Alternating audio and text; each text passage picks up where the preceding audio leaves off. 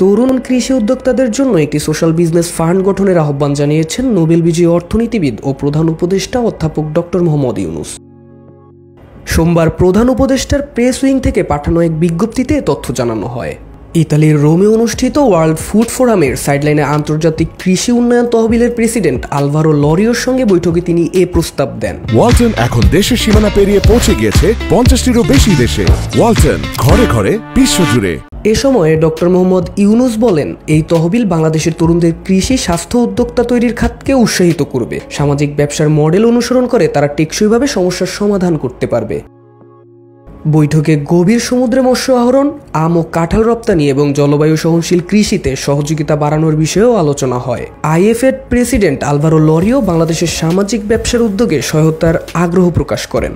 এর আগে রোববার ওয়ার্ল্ড ফুড ফোরাম 2025-এর চুক্তিতে রোমে পৌঁছান প্রধান উপদেষ্টা ডক্টর মোহাম্মদ ইউনূস। সেখানে তাকে স্বাগত জানান ইতালিতে নিযুক্ত বাংলাদেশের রাষ্ট্রদূত এটিএম রকিবুল হক।